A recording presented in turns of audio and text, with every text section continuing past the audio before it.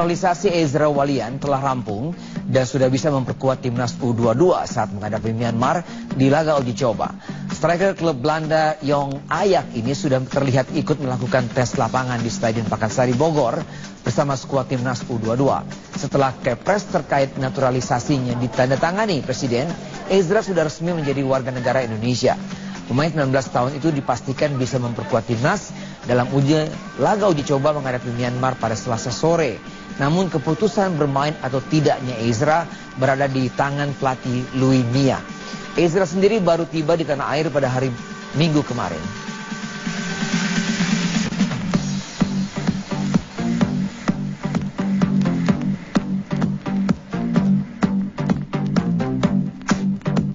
Luis Mia U22 dan timnas Myanmar menjalani tes lapangan di Stadion Pakansari. Pulih dari cedera, Evan Dimas dan Hansa Muyama terlihat ikut serta dalam latihan terakhir sebelum laga uji coba. Senin sore baik timnas Indonesia maupun timnas Myanmar menjalani latihan tes lapangan di Stadion Pakansari Bogor, Jawa Barat. Ini merupakan latihan terakhir sebelum menghadapi laga uji coba.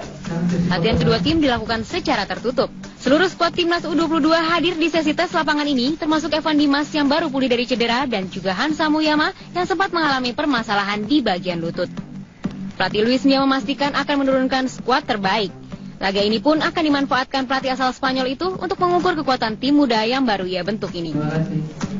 Mucho en nuestro trabajo, respetamos mucho a Myanmar. Sabemos que vienen con jugadores jóvenes con mucho talento, pero vamos a centrarnos en nuestro equipo, en la mejora a partir del mes y medio que hemos tenido de trabajo, y ese es nuestro objetivo, ver en este partido el camino que hemos andado en estos días de preparación. Sementara pelatih Myanmar Gert Seise membawa 10 pemain U23-nya, selebihnya merupakan tim senior. Laga uji coba kali ini akan dimanfaatkan untuk mempersiapkan skuadnya menghadapi India di ajang Asian Cup. So we are here with mix. We have 10 under 22 players in the senior team now. For us, this is a preparation for the upcoming Asian Cup match against India, and therefore I'm very happy to be here. Baik timnas U22 maupun timnas Myanmar, mereka sudah saling mempelajari kekuatan masing-masing lawan. Laga uji coba antara timnas Indonesia U22 kontra Myanmar rencananya akan digelar hari Selasa sore di Stadion Pakansari Bogor. Dari Bogor, Jawa Barat, Amanda Dasrul, Arija Yusman, Metro TV. Tahap pemusat latihan di Jakarta Timur. Dalam TC ini kali ini Indra Syafri fokus mengasah pola penyerangan dan penguasaan bola yang baik. Setelah belusukan ke berbagai daerah, pelatih Indra Syafri menggelar pemusatan latihan untuk pertama kali di Stadion Atang Sutisnama Kopassus, Jakarta Timur hari Senin. Dalam TC pertama ini, Indra menyeleksi 35 dari 80 pemain, di mana mereka akan menjalani 8 sesi latihan. Dalam latihan kali ini, mantan pelatih Bali United itu menerapkan sistem menyerang dengan berfokus pada pemusatan bola yang baik. Ke-35 pemain ini masih tetap masuk dalam evaluasi. Setiap pemain yang kurang baik akan terdegradasi dan akan digantikan dengan pemain baru. Hal ini dilakukan Indra agar mendapatkan tim yang ideal untuk dibawa ke Piala AFF September mendatang. Di program saya nanti ada 8 sesi, setiap satu itu ada evaluasi, nanti kita akan lakukan pergantian pemain. Tetapi bisa saja pemain yang keluar minggu ini dipanggil lagi, karena kita terus terang kita baru dapat sekitar 13-5 pemain yang kita anggap kualitasnya memang pantas untuk membuat timnas. Sementara terkait pemain yang bermain di klub luar negeri, Indra Syafri baru akan melakukan penyeleksian pada tanggal 6 hingga 10 April mendatang. Dari Jakarta, Sumantri, Metro TV. Pelatih timnas U19 Indra Syafri kembali belusukan menjadi pemain ke Kabupaten Ngada, Nusa Tenggara Timur. Seperti dilakukannya di berbagai daerah, Indra Syafri menggelar seleksi terbuka. Kabupaten Ngada merupakan daerah kedua di NTT, setelah sebelumnya juga menggelar seleksi di Atambua, Kabupaten Belu, bulan Februari lalu. Kedatangan pelatih yang membawa Garuda Muda juara Piala AFF ini disambut positif, utamanya bagi pesepak bola muda yang bermimpi membela timnas. Bagi Coach Indra, potensi pemain di daratan Flores ini sangat besar. Hanya saja potensi mereka sulit berkembang karena tidak mendapat pelatihan yang tepat.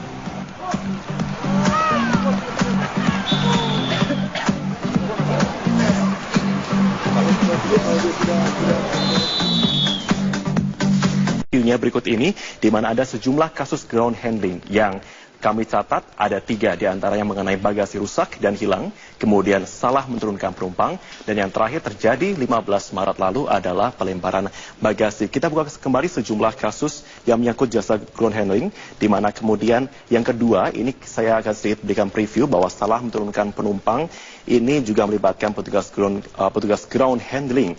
Dan yang terakhir terkait netizen ini adalah mengenai pelemparan bagasi. Kita mulai dulu dari yang pertama, di mana dari sekian banyak jumlah kasus ground handling yang dilakukan oleh maskapai penerbangan, paling banyak terjadi dan dikeluhkan oleh penumpang adalah mengenai pencurian barang dalam bagasi. Ini sejumlah kasus yang sempat terjadi tahun 2011, tahun 2013. Kemudian ada juga tahun 2014 penumpang maskapai Lion Air JT0210 rute Jakarta, di mana ada sejumlah bagasi juga yang dinyatakan hilang. Kemudian tahun 2015, 2 tahun lalu, juga penumpang rute Pontianak Jakarta, sejumlah perhiasan ditemukan hilang. Kemudian tanggal 5 Januari 2016, Polres Bandara Soekarno-Hatta juga menemukan ada sejumlah indikasi pencurian barang. Baik, kemudian ada juga di sini Mei 2016 sejumlah kasus di sini juga yang terjadi di mana pencurian barang melibatkan sejumlah ponsel dan juga beberapa barang lainnya. Baik, kita pause dulu sejenak di sini. Tahun 2016 Mei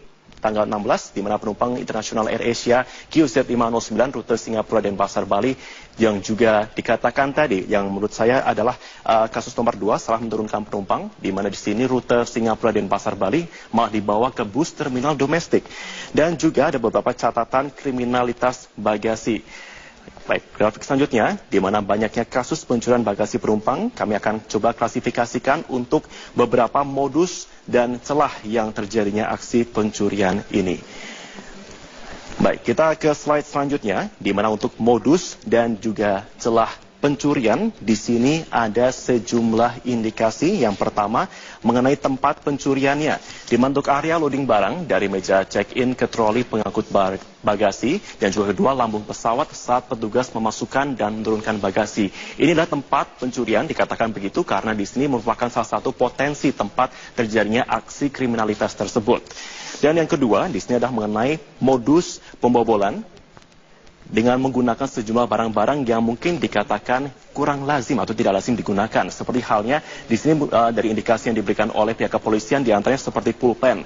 Kemudian ada juga kunci pipi, di mana pulpen ini bisa digunakan karena petugas tidak perlu menyentuh slider dan bisa digunakan untuk mengakali membuka sejumlah kunci-kunci koper yang ada di bagasi penumpang. Kemudian kunci pipih ini juga bisa digunakan untuk membongkar gembok kecil yang diberikan ataupun sering digunakan untuk mengamankan barang. Dan kemudian apa yang dicari sasaran oleh para oknum petugas ini, diantaranya seperti ponsel, laptop, parfum, perhiasan, bahkan juga amplop isi uang. Dan di sini tidak jarang pula bahwa para oknum ini kemudian membuka sejumlah koper-koper tersebut dan kemudian berusaha untuk mencari barang-barang yang ada di dalam koper tersebut dengan cara kemudian mengobrak-abrik barang dan mengambil barang yang dicarinya yang tentunya memiliki nilai jual cukup tinggi. Kemudian oknum yang selama ini terlibat di sini dari pihak kepolisian menyatakan diantaranya paling rawan ini adalah porter ataupun petugas angkut di bandara, dan juga kedua adalah ironisnya petugas keamanan. Dan tentunya ada sejumlah hal lain yang menjadi perhatian di sini, yakni hal yang cukup ironis. Karena tentunya dikatakan juga bahwa jasa ground handling ini selain melibatkan hasil kerjasama petugas internal, seluruh proses ground handling juga sebetulnya terpantau oleh kamera CCTV. Dan berikut ini kami sedikit berikan gambaran mengenai alur penanganan barang penumpang, mulai dari pendataan di counter check-in hingga masuk ke lambung pesawat, dan juga kembali tentunya di kedatangan penumpang di konveyor bandara tujuan.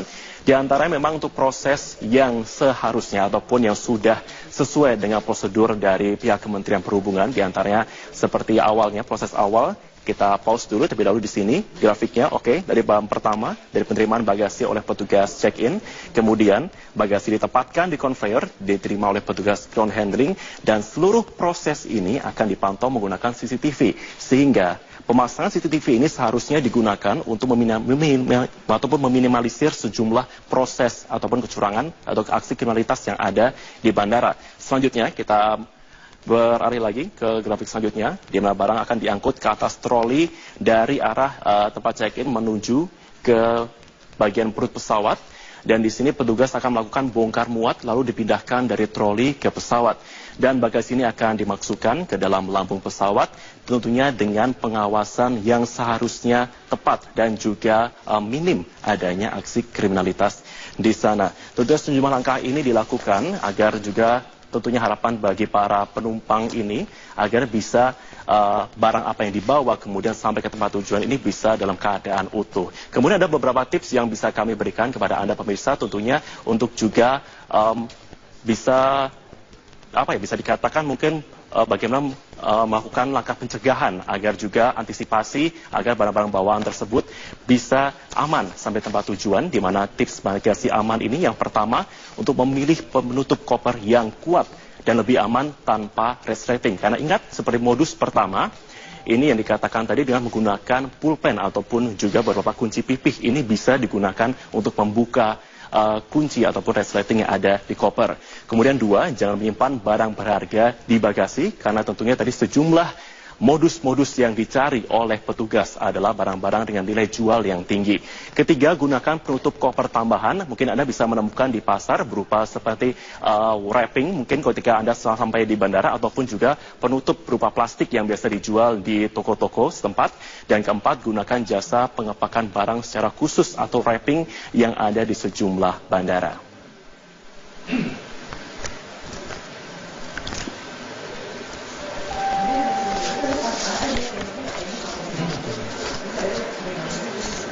Dan itu tadi adalah review sejumlah kasus yang terjadi, kasus kriminalitas yang melibatkan oknum petugas dan juga bagaimana tips aman bagi Anda yang akan berpergian.